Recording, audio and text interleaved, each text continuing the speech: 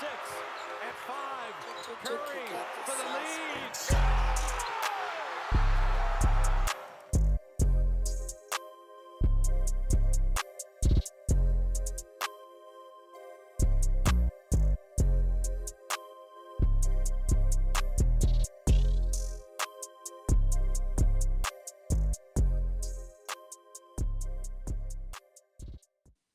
What's going on, guys? Welcome to the Bay Talk podcast with Jay and Will. We are on episode 4, so to start off, we're going to talk about the Warriors versus Celtics game, which the Warriors lost 111 to 107. What were some good things you saw from the Warriors this game? Just their resilience and just kind of going in there knowing that they're not going to have Wiseman, and going into the second half not going to have Looney, and they still battled. They only lost by 4. Steph did his thing. 38 looked like Fred VanVleet in the game. Oubre was fine. He had 12 because he's averaging only like 10. Now he's got 12, so it's fine. Wiggins, people were complaining about him, and I was like, dude, like, he had 15 points and his average is 18, so he was literally one shot away from his average, so he wasn't that bad. It's like, right. We know it's because we got out rebounded, and it's because of Wiseman wasn't there and Looney was hurt. Right, and also shout out to Toscano Anderson for stepping up. 95th out of East Oakland. How do you think Toscano will help us with Looney and Wiseman out? I think he kind of gives us sort of an edge just because, like, he's like Damian Lee. Like, they're literally trying so hard on defense and hustling and grabbing rebounds and hitting open shots.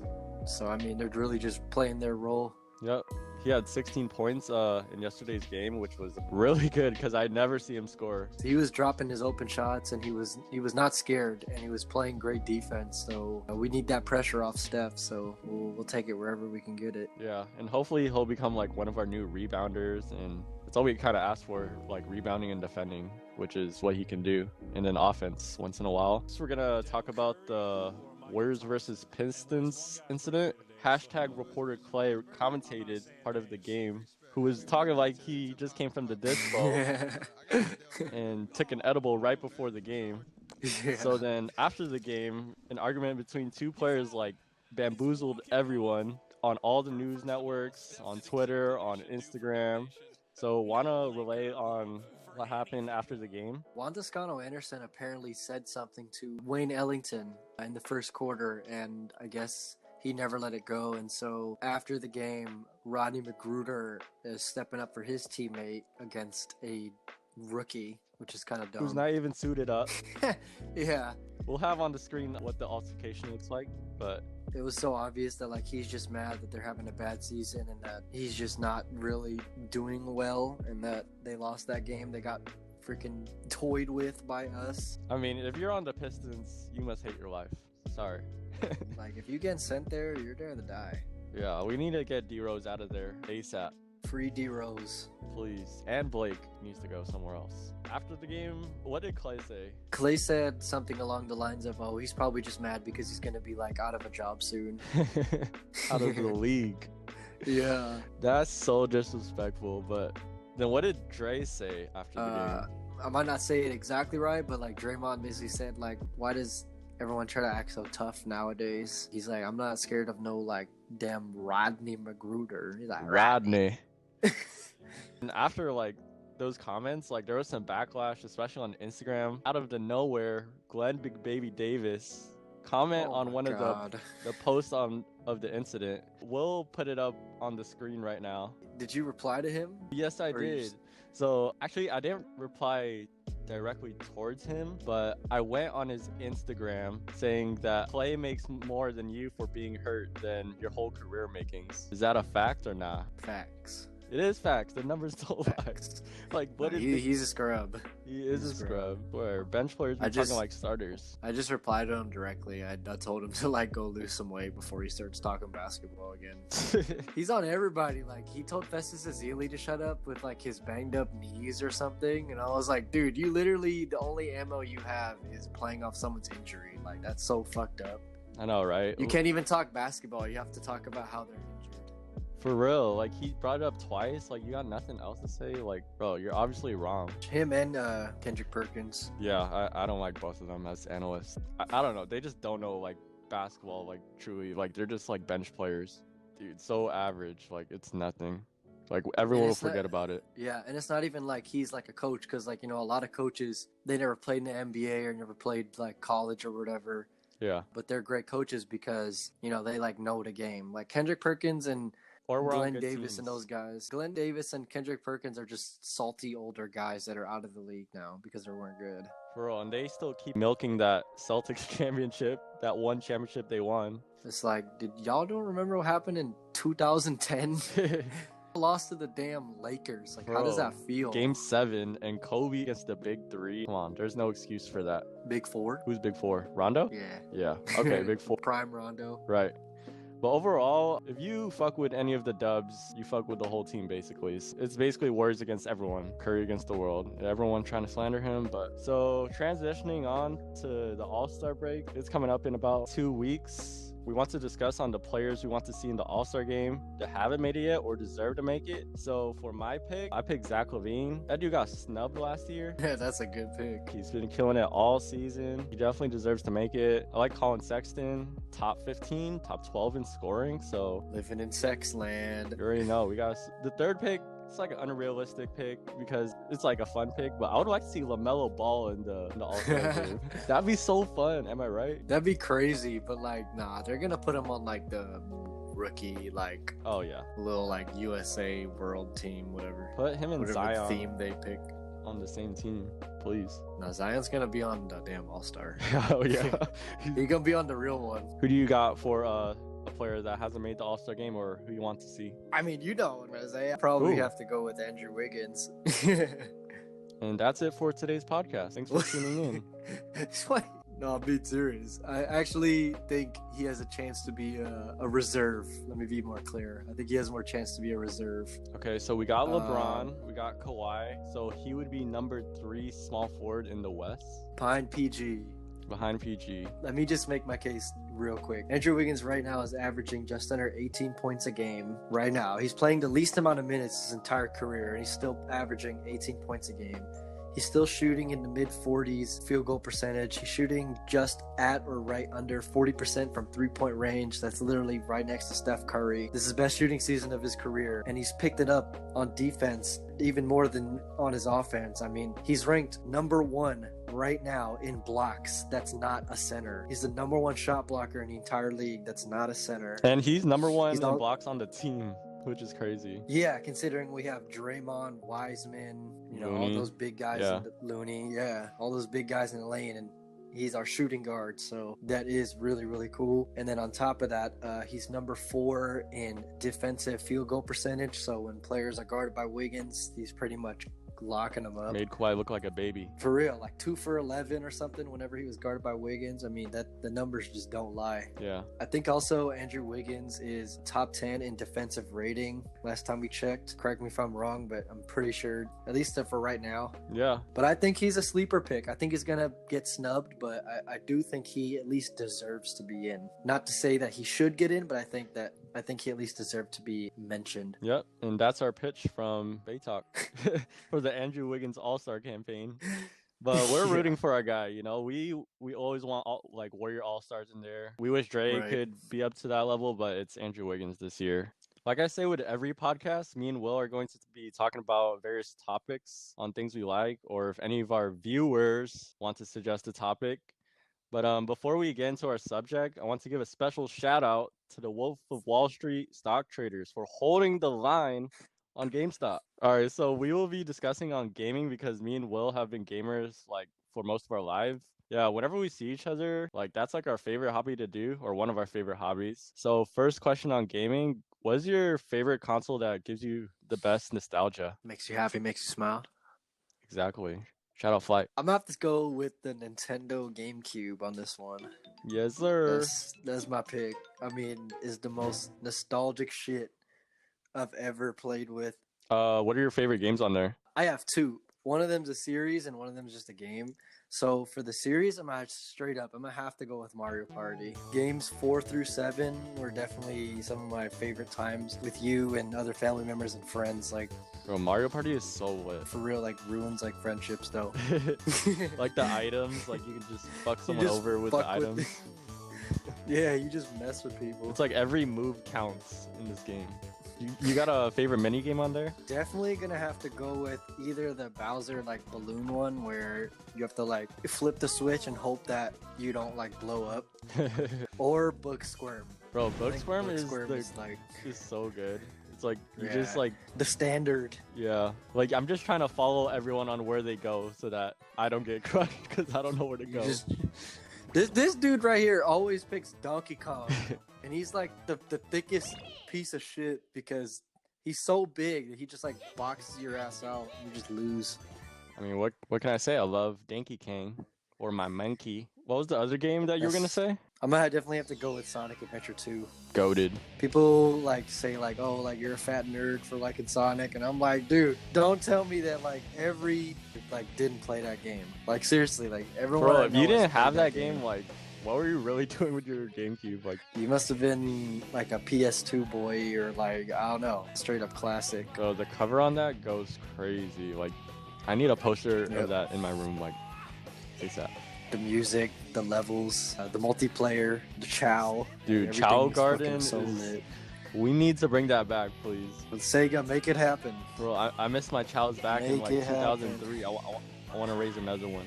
Online Chow. Bro, online karate, online racing. Like, I want to test my Chow to the limits. What about you? What was your favorite console growing up, and what was some of the games you played on it? So, I really like the GameCube. I've been collecting a lot of PS2 games nowadays, but the one that gives me a lot of nostalgia is probably the Xbox 360. I don't know. Xbox 360 was like the start of like a revolution for online games. Like, I remember one of my first online games was Halo ODST. Ooh, Yeah.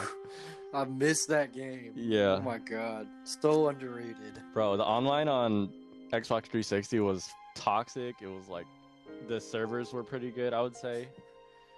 But it was like toxic, like funny. Yeah. It's funnier now because like the lobbies back then were so brutal that it was funny. Yeah. Dudes wouldn't ever say anything like that to you to your face. Right. Now it's like everyone is so like passive aggressive and like they actually like have hate in their heart and they actually mean that shit. I know, It's now- like everyone's a little annoying. Yeah, everyone's too sensitive nowadays, I feel like. Xbox has like regulated all those, cussing terms. You can't send a voice message anymore. You can't even type out the cuss word in the chat. Yeah. Some of my favorite games on the Xbox 360, definitely got to be Skate 2. Nice. That has to be like one of my favorite games ever.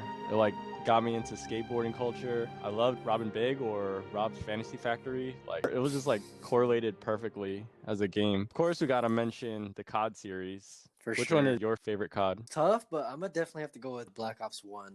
Black Ops 1? For sure. Favorite gun Yeah. on there? That was my favorite. My favorite gun on Black Ops 1 for surely. It's a tie for me for either the AUG or the FAMAS. The AUG was cold. Really fucked with the L96. That's my baby. That was the sniper? Like those three guns. The bolt action one, yeah. Bro, 360. If you had that gun, you were making montages.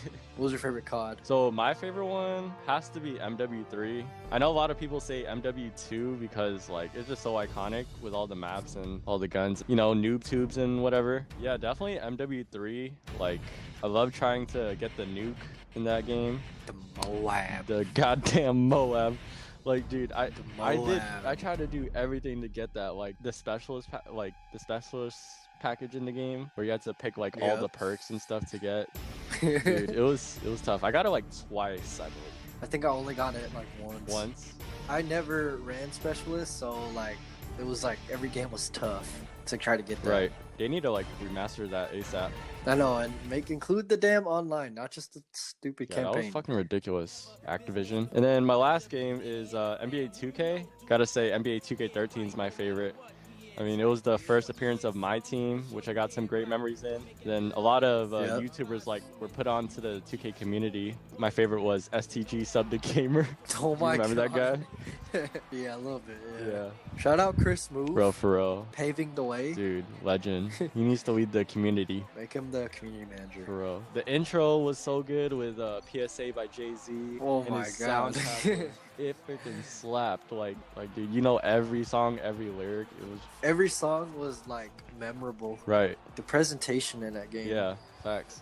Like, it was like a good like end of the era for Xbox 360, I believe. People say a lot about that game because it was pretty controversial because it was like not glitches, but it had a lot of problems. Right. You couldn't block dunks, which is really dumb, and like the Euro step 3-pointer That was was just freaking freaking ridiculous. stupid. Other than those like little quirks about the game, I do remember having fond memories of playing 2K13. Though. Yeah.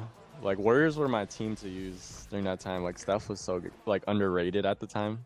But moving on. So as of today, we're currently playing 2K21 on the Xbox One. Not next gen yet. We're not there yet. We don't have we don't want to buy launch day consoles. So we'll be discussing on current gen 2K and exploiting, 2K's little antics. So first off, what is your favorite 2K of the Xbox One Series era? It's tough because I don't really have a clear-cut favorite because I've had fun with all of them, but all of them also have their own little like thing that's like wrong with it that you just hate. Yeah. 2K is like course. that relationship that's like toxic, like you can't leave it. Bro, just leave her, bro. Dude, she's not good for you. She's toxic. No, they don't.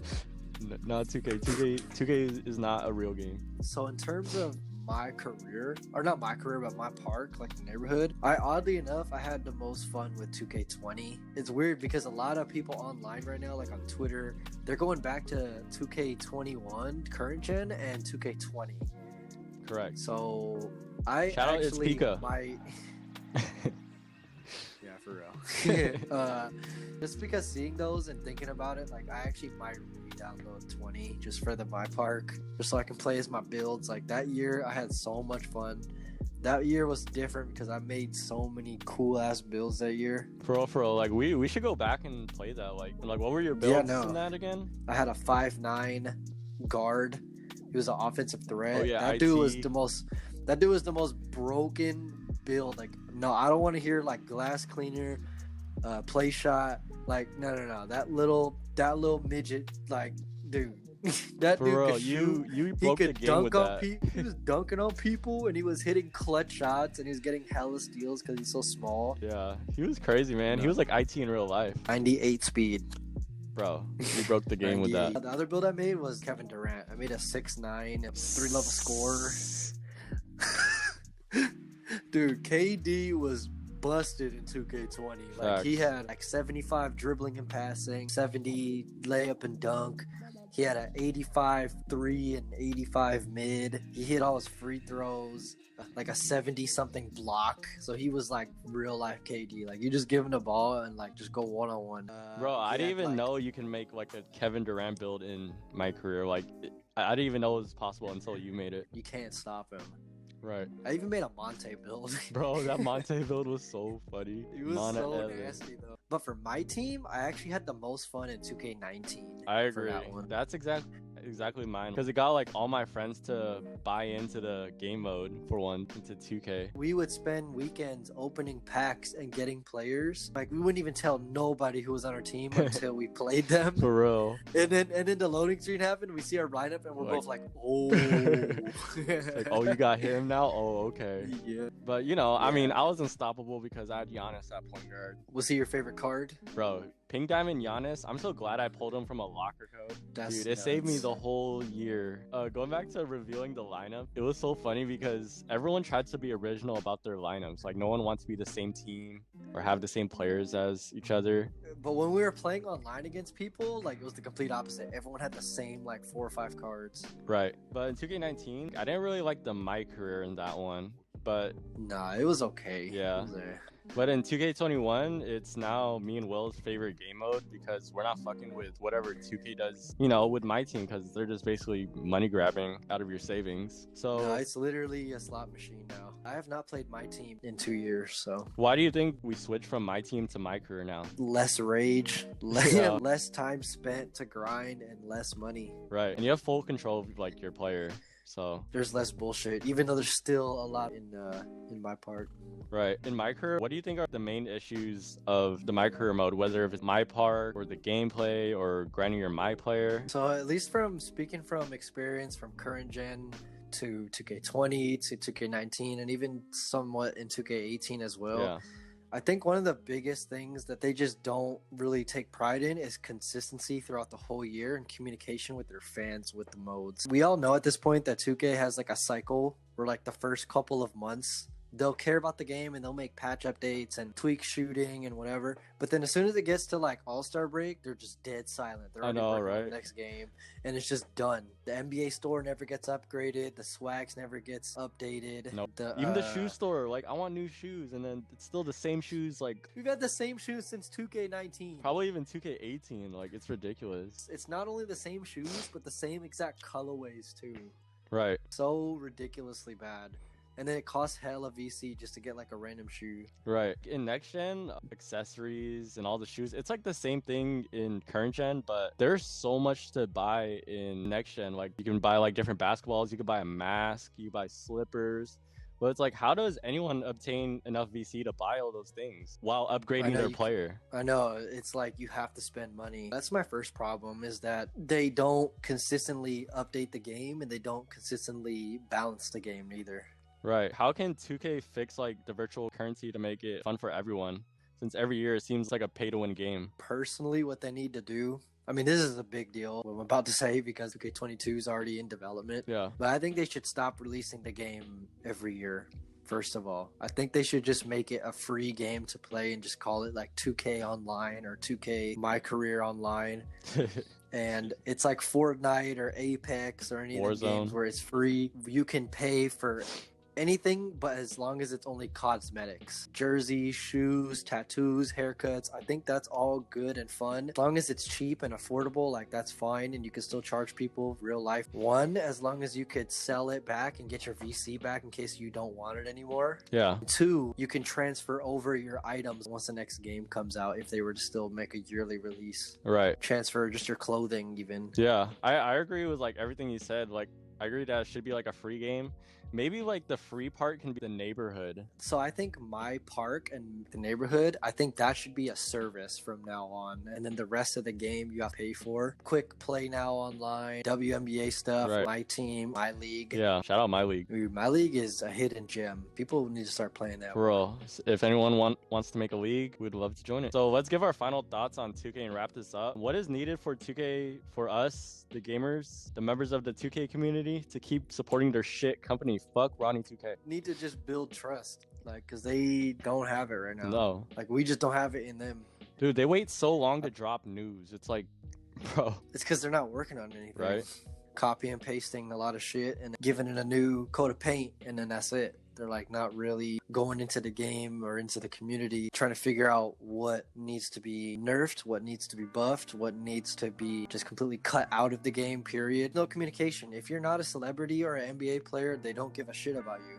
No. They need to change that, because celebrities and NBA players only play the games maybe a couple times a month, if that. Yeah. But we, the gamers that play it, spend our hard-earned money on something that we know is only going to last for one NBA season, and then we have to start over from scratch. And we're the ones actually testing the game, playing the game, finding out what needs to be fixed. So I think they need to really just fix the relationship by giving back to the players that actually like play their game day in and day out, and ask them questions on what needs to be fixed. Right. Just be more transparent. Yeah, definitely building trust with people. Like, they can't even build trust with NBA players. Like, NBA players don't even fuck with their game anymore. Everyone's going back to NBA Live 19. Hey, bro, there's a reason why D-Book streams Warzone. I mean, not saying he would just play 2K, but like, even KD don't even play 2K bro, anymore. they do not fuck with you, Ronnie 2K. No one fucks with you. I hate how he acts like they're all friends with I know, him. right? He thinks he's all cool with his little designer pants or that weird-ass sparkly jacket he wears with his... I think it's really crazy that they're making a statement like that. Like, all the 2K players or all the big 2K influencers they're just done. Like they're just not gonna play it until they come out with a game that actually is fun and it's actually not just a shady business practice. For real. Like I'm with whatever EA is doing. Next NBA Live, like I'm supporting that because If the next NBA Live is even decent, I'm copying it because I'm so done with 2K. right. I mean, like we're kind of done with like the gameplay. We already know how to play the freaking game. We know like what builds are gonna be good already. We need a different feel for the game, and I think EA is the way to go. Would you agree that like the 2K community has become the most exploitive community like in any gaming or any platform ever? Because 2K makes their game so grind heavy and so pay to win that like the only way that people can succeed is if they use only the best of the best builds. Right. They only use the best cheesiest jump shot. They only use the best cheesy animations like the Curry slide. Or That's a fact. everybody is so not original because if you try to be different, if you try to do something your own way, you're going to be good, but you're just not going to be the best. You're not going to be high rep. You're not going to be a high overall unless you pay some money or spend a ridiculous, unrealistic amount of hours into 2K, which is just not possible. Right. Like I never feel like rewarded playing the game. We're always trying to grind our builds to make him like the best player possible, whoever like we want him to be.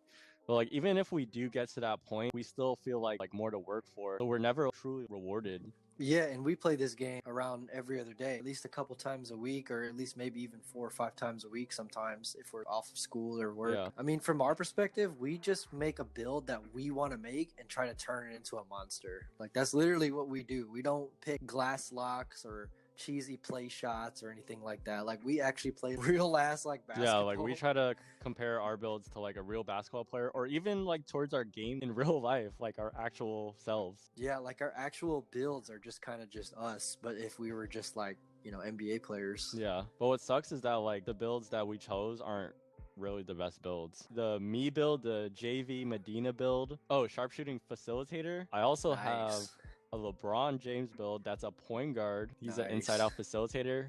I mean, he has finishing and shooting Hall of Fame badges, but he can't shoot for shit. Right. Or what are your builds? So I have 3 that I'm currently using right now. The WRH build. That build is just like the 2K20 from last year. So he's a 5'9" offensive threat, super quick, super fast. But I don't have like the Curry slide. I don't have like a cheesy like. I don't even have a jump shot landing. I just green it. And Bro, just you go never in. have a jump shot landing. I never have celebrations. Oh, that's either. so. I mean, I could see why, but I like mine because it just gives personality. I'm just here to It's play. like I'm just going to work. I'm just cold. My second build is my Derrick Rose-esque build. I love that build. MVP. Yeah, it's MVP. Yeah, I just dropped 55 points last night on rec with that thing. Love that build. He's a mid-range slasher. Super nice build, but not like broken. Right. He's super realistic. And then my third build is actually a Kobe Bryant type build. It's a 3-level scorer, shooting guard. He's pretty cool. It's just in rec he sucks because he's all mid-range. Yeah. So We like, try to run LeBron and Kobe together, but I don't know what it is. It just doesn't really work out. I think it's just because the way people play. Because it's like everyone plays. It's like a 3 or a layup or a pick and roll or a cherry Right. pick. Like layup. no one wants to give like the ISO for like Kobe, especially in the post. Like they never seen a shooting guard post up. Oh yeah, they're thinking like, oh, like where's the pick and roll, or oh, where's the drawn kick for a 3, or where's the fast break cherry pick layup that everyone does. Bro. You know, like those are the only 3 ways to score. And if not, it's always a slasher or glass cleaner, like taking it in on like 3 guys hoping they get the foul. Bro, in 2K, we play real basketball. We don't try to cheese. Like, we try to play like it's like real life almost. What is your most requested thing you want in the next basketball game or 2K? Do you wish a certain mode would come back, or like what do you really want to come back?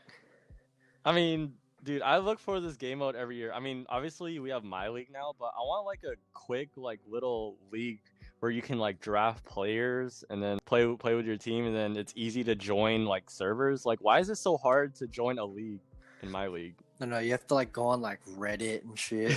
Like they should literally have a thing where when you go into My League, you should be able to press join a league, and then it lists a bunch of open leagues that are looking for players, and you just click Right. and you just click one. But I don't know. I think My League is more for the Redditors.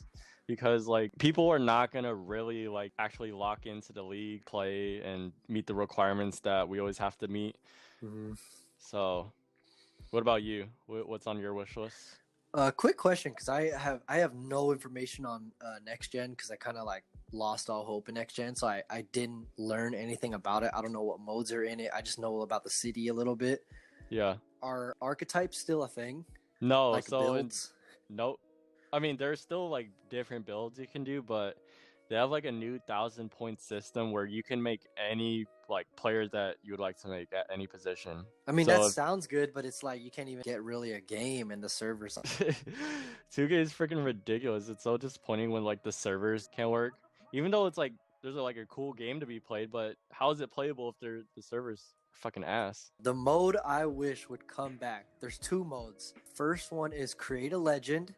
I Ooh. loved that. That was I mean, in we 2K. basically do create a legend with our builds, right? Right, but like in Create a Legend in 2K12, 2K11, I think, and even 2K13 for surely, you would pick any player that's currently on an NBA roster right now, and you play My Career through their perspective. But it's like it's really cool, because then it's like you're not like a fake, like you're actually like that player. Like you didn't create them, you didn't just do a face scan of them. Like you just click that player, like yeah, I'm him for the whole year. Dude, that would And be it's so like- sick because like you can like put like LeBron and KD together or something, or like Steph Yep. and Giannis. I mean, hopefully that'll happen. But Yeah, you can make a bench player become MVP. ooh, yeah, Or like exactly. that's so sick. Or like get a player, I don't know, like Jamal Crawford, Jeremy Lin, like Isaiah Thomas, or any of those players that are like free agents or something. Blackballed. That's kind of Asian ball. yeah. But then like just put him back in the league, and like you can just ball the hell out and just like become, like it says, like become a legend. I Facts. miss creating Bring a legend. goddamn mode back. That mode is so sick. It's like an Yeah, actual and then- fun like offline game. Because my career gets so boring, but then like create a legend was another like way. I would always pick Curry back in 2013 and try to make him MVP. Really? And you just Yeah. let him stay on the Warriors? Yeah, I would force a trade and bring back Monte. Bro, just bring back no defense Monte. The second mode that I really, really wish, Jordan moments, and they turn into Kobe moments. Dude, they had all like the chances in the world to bring that back for the Kobe cover. And then, Like, are you kidding me? You literally could have had the Mamba cover and everything and turn it into like introducing new Mamba moments. for real, and then have like Oh his my playoff God. games like to play against like the Celtics or like the Magic. That would look so lit. You get to play along with Shaq. Exactly. Like where the Yeah. hell is that game? You can relive like his 10 most iconic game winners at the buzzer. Bro, I swear like, Like 2K that's freaking sick. 2K has like an answer for everything. Like, for Create a Legend, it's my career basically.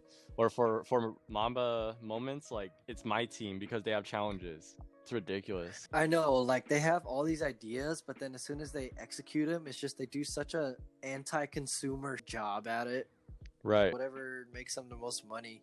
I know. Like Create a Legend, you can't use microtransactions in Create a Legend, so they got rid of it. I mean, you can if you want to upgrade a player, right? Like people will pay for that. We just ask for the game mode. I think also what they need to do is they need to lower the damn price of VC. For real. Like it's funny because as soon as they do that, more are gonna start buying VC. But then thing is, that's like I said, it has to be balanced. Like you should only be able to upgrade a player so much with buying VC, and it should mostly just be like cosmetic. That would balance the hell out of the game for Yeah. the player base. It is like so ridiculous with VC because like you want to like upgrade your player. Whenever I go into swags, you always see like all the items, right? And the new brands. The clothes be so expensive. So it's like let's say 35,000 for like the sweatshirt. And then you're basically my paying God. $10, which you could pay for real clothes in real life. So it's like you're basically paying for some fake ass clothes in a game. All they need to do is just make it more consumer friendly, and actually like more people will pour in money into their game. Like they don't like realize that. Right. And then like the jerseys, like oh my God, there was like a Miami Heat like LeBron jersey or something, and it was like 30K. I was like, oh my God. How am I supposed to save up 30K when I can't even upgrade my own LeBron build? You have to put in at least like $20 to $30 just to even make him like good. Right. I know. Like, I'm always so tempted to buy, like, you know, those deals that they always put up for VC. It's like, Yeah. you know what, fuck it. I mean, that it's like worth the price, but you know. And then you do it, and then towards the end of the year, it's like, damn, I've spent $80 or $100 on VC. I know, this right? year. I Like can't at the even- end of the year, like you look at your receipts, like, well, shit, I could use that your money. bank's just like, your bank is like, here's your transactions, and it's just all Microsoft and Xbox. Bro, Oh, for I remember real, back in like- the day, like my mom was like, "What the fuck are you spending? What is this Dude, I Microsoft know. billing Yeah. that you keep?" No, my spending mom on?" asked me about that too when I was younger, like in like 2K like 17, 2K18. Mine was at 2K15 when we were buying fucking Onyx Oh, packs. did you do that thing? Like I did this back in 2K13 when we were like really young. We'd go grocery shopping, you grab a gift card and you would like sneak it into the scanner. My mom, like without looking, Oh. like when we were young. Bro, Like I would just sneak That's it what I'm on there saying. and then be like, huh, why is our grocery bill $100? We only put like a couple things on there. And it's like I put a $25 gift card for Xbox. that's what we're saying. That 2K is just taking like people's money. It's just like that. Like $20, you use $20 for so many things. Couple meals, Bro, like if you literally, groceries. I guarantee you, if I took back all the money I spent on VC from the past like 10 2Ks, I'd have like $1,000. Hella bread. Like you would be able to buy. I'd like, have like hundreds of you'd dollars. be able to buy like 50 shares of GameStop. Power to the player. And then when they don't like it, they cancel it on you and they're like, oh, you can't buy it anymore. Yeah, fucking capping ass Robin Hood. Fuck you guys, No, some fakes. bro. All the 1% of the damn rich, whatever. What was your most like memorable 2K moment that you had? Like it can be in my team or my career. Like what was the most fun like highlight game or whatever you did? This year, you know, I dropped like 68 points in rec. That was pretty lit. Nice. Yeah. Remember we went to that overtime game? I was trying to get 70. I don't even know if, No, I think you got Damn it. 68. but we'll put up a screenshot for y'all to show the receipts. What about you? From this year specifically, like oh my god, I remember when I somehow did really good with Kobe. Oh yeah. Like 58 and like it was so clutch. Like I hit so many clutch shots to bring us back. We were down by like 16 in the beginning of the third. Bro, it was like Kobe just just, came like, back down brought to us all earth back. and just played a nice ass rec game. Forgot how many threes I hit, but like I greened so many damn shots. No, that was fun. That was sick. So that's episode 4 for y'all. I hope you guys like this episode because, you know, me and Will just like to talk about things we like or kind of like everyone else like, hopefully. But let us know in the comments on what is your favorite 2K, favorite game mode, or why is 2K a fucking shitty ass game? Tell us, what would you do if you saw Ronnie in the Bro, streets? like, would you kill him? Murder him? Would you like to slap him in the face? Would you like to, you know, execute him? So that's a wrap, y'all. We'll catch you on the next pod. Peace out.